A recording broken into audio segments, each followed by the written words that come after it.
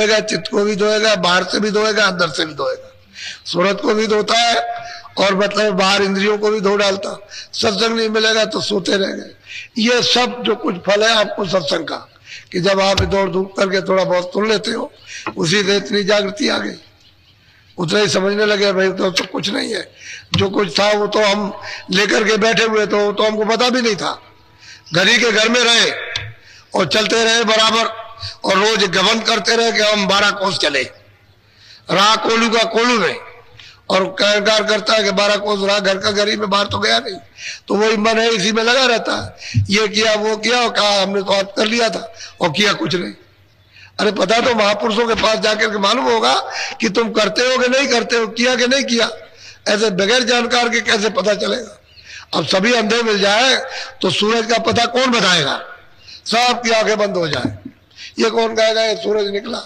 एक हाथ तो होना चाहिए जिसकी आंख ठीक हो और सूरज को देखता हो, वही तो बताएगा। कहेगा नहीं सूरज है, देखो रोशनी हो गई और ये निकला, सब अंधे रहे। तो महापुरुष आते हैं सूरज के समान, वो उस मालिक को देखते हैं, कहते हैं चलो भाई चलो, ये सब अंधे हैं, चलो तुमको आंख दे, तो आंख बना करके दे देते हैं। तो फिर वो देखने लगते हैं, कहते हैं कि नहीं वो तो सूरज है, वो तो मालिक है, उसका रास्ता है, उसका मतलब ये है कि घर है, देश है, उसका आनंद है, तो चल पड़ते। अब वो प्रेमी पीछे से जो प्राप्त करते हैं वही तो गाते हैं कि हमको महात्माओं ने दिया, उन्होंने दिया, उन्होंने दिया, उन्होंने दिया हमको, उन्होंने दिया, फिर वो कहेंगे हमको उन्होंने दिया, उन्होंने दिया, ऐसे। और जब सब सो जाएंगे तो फिर कौन जगाएगा, कोई जगाने वाला तो चाहिए कि तुम सो रहे हो इस मोह निशा अज्ञान रात्रि में, तुम्हारा जीवन खराब हो रहा है, फिर तुमको मिलेगा नहीं। अब तुम जाग जाओ तो सूरत को जगाओ, घाट पर जो सो रही है। तो कहते हैं कुरकरो खोज कर भाई, सबको ताकीद करते हैं, सबको संदेश देते हैं कि अगर मालिक से मिलना, भवसागर नदी से पार उतरना, तो गुरु करो खोज कर भाई, बिन गुरु कोई राह न पाई, किसी को रास्ता नहीं मिल सकता, तब डूब जाएगा। इसलिए आप आज दूसरा दिन है, 22 तारीख है आज, 7 दिन का कार्यक्रम होता है, 27 तक रहेगा। अब लोग जो है मालूम हुआ कि आने लगे, अभी काफी आएंगे ऐसी सूचना मिली है।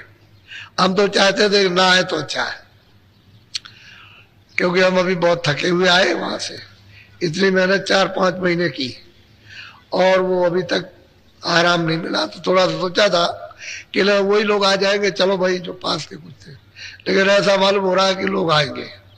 खैर आए, उसमें कोई हर्जा नहीं है, वो तो सुनाना ही पड़ेगा। लेकिन अब यह है कि जितना भी सत्संग मिले वो अपना सौभाग्य समझो, और इस सत्संग को अच्छी तरह से खूब समझदारी से उसको बैठा लो, चित्त में बसा लो, और जो रास्ता बताया जाए उस पर चल पड़ो। सीधा साधा काम है। और जब यहाँ करना सीखो तो घर में भी वैसे ही करते रहो तो जल्दी काम हो जाएगा। अब इधर बैठे न उधर गए, वहां छोड़ दिया, वहां भी करो यहाँ भी करो। जो वहां कम समझ आए तो यहाँ समझ ले लो, जो लगन में कमी हो यहाँ लगन ले लो, और फिर उसके बाद वहां करते रहो। वो तो शरीर पालन पोषण का स्थान है और ये आत्मा के जागरण का स्थान है। तो इधर किधर जब कहीं जहां कहीं भी सत्संग मिल जाए वहां फौरन पहुंच गए, ताकि आप अपना भी काम होता रहे और शरीर का पालन पोषण भी होता रहे, दोनों काम हो जाए उसके। इसको चलते चलाते इसको खत्म करो, अब निकल जाओ यहाँ से। ये मनुष्य शरीर है, बड़े भाग से मिला, बार बार थोड़ी मिलता। एक बार उसने अवसर दे दिया, कहा देखो मेरे मकान से ये तुम अपना काम कर लो, तो कहते गुरु करो खोज कर भाई, तुमको जब हमने मना थोड़ी किया है, कोई भी जाकर के खोजो तलाश करो, कहीं ना कहीं मिल जाएंगे, ऐसा थोड़ी है। जब वो रहते हैं तभी वो कह रहे हैं गुरु करो खोज कर भाई, कहीं जरूर मिलेंगे। जब रहते हैं तभी, जब नहीं रहेंगे तो कहना बंद हो जाएगा। फिर महापुरुष कभी ऐसा कहेंगे ही नहीं, फिर बंद कर देंगे कि नहीं अब नहीं मिलेंगे आप, चाहे जितना खोजो तलाश करो, नहीं ऐसा नहीं, गुरु करो खोज कर भाई, बिल्कुल कोई राह न पाई। जब बराबर ये चला आ रहा है तो आपको खोजना चाहिए, तलाश करना चाहिए, तो कहीं ना कहीं मिल जाते, रास्ता मिल जाता, चल पड़ते। तो कहते हैं कैसे चलोगे, उनसे प्रेम कर लो, वो जहां आते जाते हैं वही आपको ले जाएंगे, प्रेम तो करो उनसे। अबे जो जहां आता जाता वहां ले जाएगा, जब प्रेम कर लोगे तो यहां से यानी मतलब लड़की को अपने घर ले जाएगा, और जब घर ही नहीं होगा तो कहां ले जाएगा। ये जीवात्मा यहाँ की नहीं है तो अपने घर में वापस लौट जाए तुम अच्छा।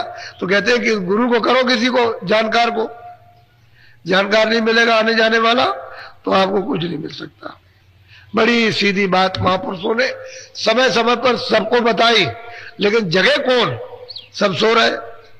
जब इस भट्टी अंधकार में सब सो रहे अचेत होकर और दुनिया में खोज रहे हैं, कुछ मिल जाए तो यहाँ मिलेगा क्या? यहाँ है क्या? कुछ नहीं है यहाँ सिवाय रोना धोना और कुछ नहीं। चलो यहाँ निकलो, चलो बस ये समय पूरा हुआ, चलो निकलो। वो तुम्हारे सामने तुमको निकालता जाता, लड़के को, लड़की को, इसको, माँ को, पिता को, पति को, पत्नी को, सबको निकाल देता। एक दूसरे चिल्लाते रहते, कुछ नहीं सुनता। अरे यार कोई सुनवाई है? या तेरा कुछ हो तब तो सुनवाई हो, तेरा कुछ है ही नहीं है। वो तो कहता सब मेरा दिया हुआ है, तो तुम इस तरह से काम में लो। तो काम लेना आपने बंद कर दिया और फंस गए उसमें। बस जब फंस गए तो झगड़ा झंझट होने लगा, बस उसी में रो रहे हो और किसी का कुछ नहीं। जिसकी चीज है उसको वापस कर दो। नहीं तो भाई जो आपकी चीज अपनी ले लीजिए, आपने दी थी और वापस लीजिए, अब हमको इसकी जरूरत नहीं है। वो बिना महात्माओं के वापस कर नहीं सकते हो, तो कोई तो मिलना चाहिए, कोई ना कोई। सबको हवा देते, बिन गुरु गोविंद करा न कोई भी नहीं पार जा सकता है। लेकिन कौन होना चाहिए? कि जो उसको प्राप्त कर चुका। बोलो जय गुरुदेव। कुछ लोग पीछे आ गए तो 20 मिनट भजन कराऊंगा फिर। आप लोग सबके सब अब 2 अलग अलग कर दूंगा भाग। पहले तो ध्यान कराऊंगा जब आओगे और बाद में भजन कराऊंगा। तो पहले जब आए तो बैठ गए ऐसे, हिला डुल्ला बंद, ऐसे बैठ गए इस तरह से, और आंख बंद की, मुंह बंद रखा, और ये आंखें दोनों आपकी ये बंद हो जाएंगी। ये बीचों बीच में तीसरी आंख है, अंदर की आंख से सामने सीधा देखने का काम करना। जैसे किसी की आंख खराब हो जाए और उसको बनवाई जाए तो वो ऐसे करके देखता है, कुछ नहीं दिखाई देता। तो वो क्या कहते हैं, जैसे हरा कोई कपड़ा वगैरह पट्टी लगाए रहना, सूरज की रोशनी ना पड़े, नहीं तो रोशनी फिर काम नहीं करेगी। तो हरा कपड़ा लगाए रहता है उसको, और मतलब ऐसा देखता रहता है। धीरे धीरे धीरे धीरे कुछ दिनों के बाद रोशनी आने लगती है तो दिखाई देने लगता। ऐसे ही अंदर में है, अंदर में भी ऐसे ही बिल्कुल अंधकार है, एकदम पर्दा पड़ा हुआ धुंधुकार। तो जब आप दृष्टि को एक जगह रोकोगे, एकाग्र करोगे और धीरे धीरे एक जगह जमाओगे, तो धीरे धीरे धीरे धीरे धीरे धीरे धीरे धीरे पर्दा साफ होगा। तो कहीं ना कहीं से रोशनी आने लगेगी, प्रकाश आने लगेगा। वही तुम्हारी अंदर की तीसरी आंख दिमाग ज्ञान चक्षु खुल जाता है, वही खुलता है, उसी से दिखाई देता है। उसमें तो स्वयं आंख है, उसमें एक आंख है, शरीर में 2 आंखें, बस इतनी बात है। तो अब कल से पहले जब आओगे तो ध्यान कराऊंगा, बाद में भजन कराऊंगा। आज तो आपको भजनी पे बैठाऊंगा 20 मिनट। बस होशियार सचेत इस बात के हमेशा रहो कि जब आप भजन करो, काम के वक्त में तो अपना मन दौड़ाओ, जो ये काम करते हो जो भी उसमें दौड़ाए, लेकिन भजन के वक्त में यहाँ चारों तरफ से मन को, बुद्धि को, चित्त को हटाकर या जीवात्मा के कान के साथ इसको लगा करके और ऊपर की तरफ ऊंचा ध्यान दे करके, जिस तरह से आंख से दृष्टि को एकाग्र करोगे, ऐसे ही कानों से बराबर लगातार जैसे एक टक ध्यान दे करके सुनते हो, वैसे ही सुनना। तभी आवाज आपको सुनाई देगी, आने लगेगी आवाज। जब आवाज सुनाई देने लगे तो उसको गौर से सुनो, धीरे से। मन बुद्धि चित्त को कानों के साथ लगाए रहो तो कान धीरे से काम करने लगेंगे सुनने के लिए, फिर वो सुनने लगेंगे। और मन बुद्धि चित्त जब ये भाग जाएंगे तो पर्दा है, सामने पड़ा हुआ पर्दा हटेगा नहीं, वो लेकर के भाग जाएंगे। पर्दा तो इनकी वजह से सामने, तो मन बुद्धि चित्त रहेगा, जिन्होंने पर्दा इकट्ठा किया वो साथ रहेगा तो कटेगा, साफ होगा। तो धीरे से कान लगेंगे, सुनाई देगा। ऊपर से जो आवाज आ रही शब्द आ रहा, वही नाम है।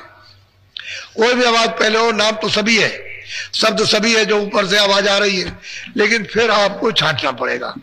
जब बहुत तरह की आवाजें आएंगी फिर छांटना है कि भाई हमको ऊपर वाली आवाज कौन सी जो ऊपर ले जाएगी, नीचे वाली आवाज तो आपको मालूम होगी कि नीचे वाली तो नीचे फेंकेगी, ऊपर नहीं चढ़ाएगी। लेकिन जब ऊपर की आवाज को जब चाटोगे तो ऊपर खींचेगी, उसमें छटनी करनी पड़ेगी। पहले तो आवाजें सब प्रकट हो जाने दो, जिस तरह की भी जो आवाज आए तरह तरह की उसको आने दो, और फिर ये जो नाम दान के वक्त बताई जाती है उसको छांटना है। जब वो छांटोगे तो खिंचाव होगा, तो ऊपर का खिंचाव होगा वापस जाने का। एक तरफ तो फेंकने का है, वो फेंक रही है इधर को, वो उधर नहीं ले जाएगी, उधर फेंकती रहेगी बराबर, ऐसे ढकेलती रहती है उसी सूरत को। और वो आवाज जब पकड़ोगे तो खींचेगी, उस आवाज पर तभी पार जाओगे।